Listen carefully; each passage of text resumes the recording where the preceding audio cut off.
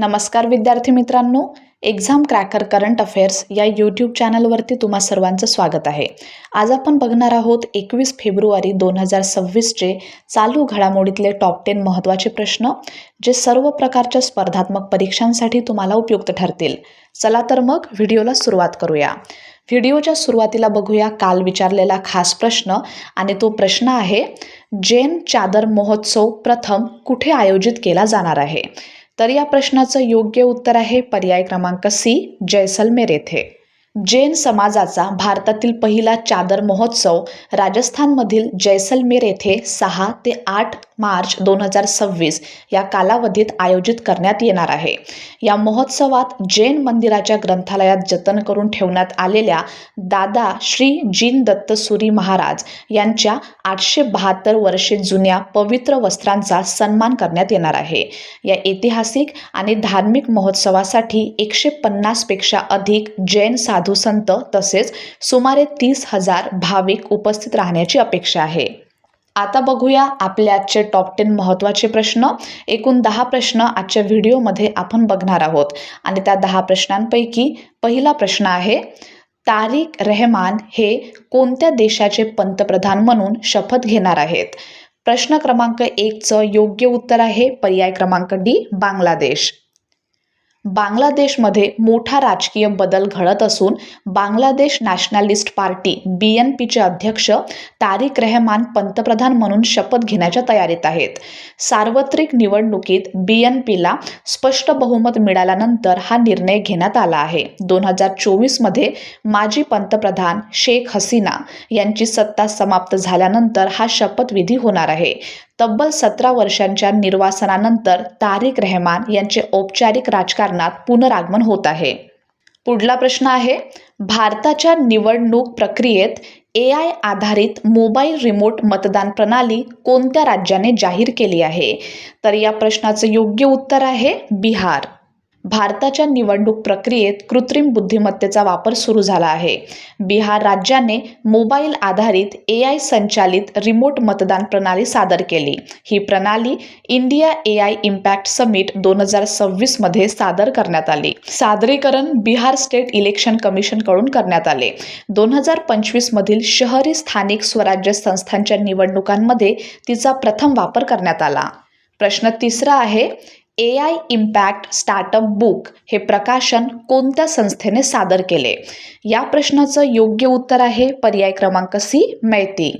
Ministry of electronics and information technology यांनी AI impact startup book प्रकाशित केले. हे प्रकाशन इंडिया AI इम्पॅक्ट समिट 2026 मध्ये सादर करण्यात आले. या पुस्तकात इंडियामधील कृत्रिम बुद्धिमत्ता आणि डीप टेक स्टार्टअप परिसंस्थेचे सविस्तर चित्रण करण्यात आले आहे. प्रश्न चौथा आहे, प्रांतिकीकरणाशी संबंधित समस्यांवर उपाय म्हणून PMS म्हणजेच प्रोव्हिन्शियलायझेशन मॅनेजमेंट सिस्टीम पोर्टल कोणत्या मुख्यमंत्र्यांनी सुरू केले आहे? तर चौथ्या प्रश्नाचं योग्य उत्तर आहे पर्याय क्रमांक सी, हेमंता बिस्वा शर्मा. आसामचे मुख्यमंत्री हेमंता बिस्वा शर्मा यांनी प्रोव्हिन्शियलायझेशन मॅनेजमेंट सिस्टीम पोर्टलचे उद्घाटन केले. उपक्रम शिक्षण क्षेत्रातील व्हेंचर शैक्षणिक संस्था व त्यांच्या कर्मचाऱ्यांच्या प्रांतिकीकरण संदर्भातील दीर्घकालीन समस्या सोडवण्यासाठी राबविण्यात आला आहे. ही डिजिटल प्रणाली अर्ज प्रक्रियेत पारदर्शकता, जबाबदारी आणि कार्यक्षमता सुनिश्चित करण्यासाठी तयार करण्यात आली आहे. पोर्टल आसाम एज्युकेशन प्रोव्हिन्शियलायझेशन ॲक्ट 2017 अंतर्गत अर्ज हाताळण्यासाठी वापरले जाणार आहे. याचा उद्घाटन सोहळा लोकसेवा भवन येथे पार पडला. यावेळी शिक्षण मंत्री रनोज पेगू तसेच वरिष्ठ अधिकारी यामध्ये उपस्थित होते.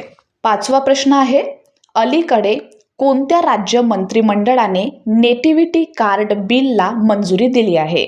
पाचव्या प्रश्नाचं योग्य उत्तर आहे पर्याय क्रमांक डी, केरळ. केरळ राज्य मंत्रिमंडळाने केरला नेटिव्हिटी कार्ड बिलला मंजुरी दिली आहे.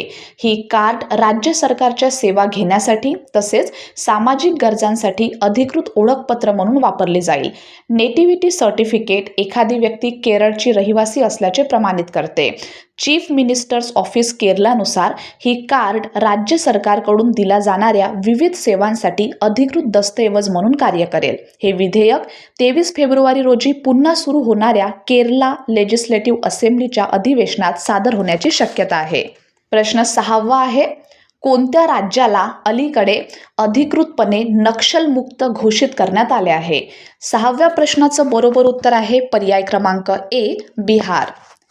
बिहार राज्याला अधिकृतपणे नक्षलमुक्त घोषित करण्यात आले आहे. मंगेर जिल्ह्यातील शेवटचा सशस्त्र माओवादी सुरेश कोडा याने आत्मसमर्पण केल्यानंतर हा निर्णय जाहीर झाला. मंगेर परिक्षेत्राचे पोलीस उपमहानिरीक्षक राकेश कुमार यांनी सांगितले की एकूण 23 जिल्हे जे पूर्वी नक्षलवादाने प्रभावित होते ते आता संघटित सशस्त्र नक्षलवादी उपस्थितीपासून पूर्णपणे मुक्त झाले आहेत. पुढला प्रश्न आहे, 24 तासात रिस्पॉन्सिबल AI प्लेज नोंदवून गिनीज वर्ल्ड रेकॉर्ड प्रस्थापित करणारा देश कोणता आहे? 7व्या प्रश्नाचं बरोबर उत्तर आहे भारत, म्हणजेच पर्याय क्रमांक सी. भारताने 24 तासात 2,50,946 जबाबदार कृत्रिम बुद्धिमत्ता शपथ नोंदवून गिनीज वर्ल्ड रेकॉर्ड्समध्ये नवा विक्रम प्रस्थापित केला. हा विक्रम 20 फेब्रुवारी 2026 रोजी झालेल्या इंडिया AI इम्पॅक्ट समिट 2026 दरम्यान नोंदवण्यात आला. ही मोहीम इंडिया AI मिशन अंतर्गत इंटेल इंडिया यांच्या सहकार्याने राबवण्यात आली आहे. 8वा प्रश्न आहे, 6वी राष्ट्रीय राफ्टिंग अजिंक्यपद स्पर्धा दी अल्टिमेट रिव्हर बॅटल कोणत्या कालावधीत आयोजित करण्यात आली आहे? याचं योग्य उत्तर आहे पर्याय क्रमांक सी, 19 ते 22 फेब्रुवारी 2026. 6वी राष्ट्रीय राफ्टिंग अजिंक्यपद स्पर्धा दी अल्टिमेट रिव्हर बॅटलची सुरुवात 20 फेब्रुवारी 2026 रोजी शिबनोट दोडा येथे झाली. ही स्पर्धा 19 ते 22 फेब्रुवारी 2026 दरम्यान आयोजित करण्यात आली आहे. देशभरातील अव्वल राफ्टिंग खेळाडू या स्पर्धेत सहभागी झाले असून साहसी पर्यटनाला चालना देण्याचा याचा उद्देश आहे. स्पर्धा चिनाब नदीवर आयोजित करण्यात आलेली आहे. स्पर्धेचे आयोजन जम्मू आणि Kashmir tourism and Doda administration यांच्या संयुक्त विद्यमाने करण्यात आले आहे. प्रश्न 9वा आहे, भारत फ्रान्स राष्ट्रीय एरोनॉटिक्स उत्कृष्टता केंद्र कोणत्या ठिकाणी स्थापन करण्यात येणार आहे? 9व्या प्रश्नाचं योग्य उत्तर आहे पर्याय क्रमांक ए, कानपूर. इंडिया फ्रान्स राष्ट्रीय एरोनॉटिक्स उत्कृष्टता केंद्र स्थापन करण्याची घोषणा नरेंद्र मोदी यांनी केली. हे national centre of excellence for skilling in aeronautics and defence NSTI Kanpur येथे स्थापन करण्यात येणार आहे. हा उपक्रम PM सेतू योजनेअंतर्गत राबवण्यात येत असून फ्रान्सच्या सहकार्याने अंमलात आणला जाणार आहे. केंद्रामध्ये विमान वाहतूक, MRO म्हणजेच देखभाल दुरुस्ती ओव्हरहॉल, विमानतळ संचालन तसेच संरक्षण उत्पादन क्षेत्रातील प्रगत कौशल्यांवर भर दिला जाणार आहे. या संदर्भात ministry of skill development and entrepreneurship आणि फ्रेंच सरकार यांच्यात लेटर ऑफ इंटेंटची देवाणघेवाण झाली आहे. आणि आजचा आपला शेवटचा प्रश्न क्रमांक 10वा आहे, इंडिया AI इम्पॅक्ट समिट 2026 मध्ये भाषण करणारा सर्वात तरुण वक्ता कोण होता? तर 10व्या प्रश्नाचं योग्य उत्तर आहे पर्याय क्रमांक सी, रणवीर सचदेवा. 8 वर्षांचा बालकोडर रणवीर सचदेवा हा इंडिया AI इम्पॅक्ट समिट 2026 मध्ये विशेष आकर्षण ठरला. भारत मंडपम येथे झालेल्या या परिषदेत तो भाषण करणारा सर्वात तरुण वक्ता ठरला. जागतिक तंत्रज्ञान नेते आणि धोरणकर्त्यांच्या उपस्थितीत रणवीरने स्वतःची ओळख तंत्रज्ञ अशी करून दिली. त्याने प्राचीन भारतीय तत्त्वज्ञान आणि आधुनिक कृत्रिम बुद्धिमत्ता यांचा संबंध जोडण्याविषयी आपली मते मांडली.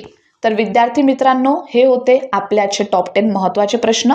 आणि आता बघूया तुमच्यासाठीचा खास प्रश्न, जो आहे 78वा झोमी राष्ट्रीय दिन कोणत्या राज्यात साजरा करण्यात आला आहे? तर या प्रश्नाचं योग्य उत्तर तुम्हा सर्वांना कमेंट बॉक्समध्ये द्यायचं आहे. धन्यवाद.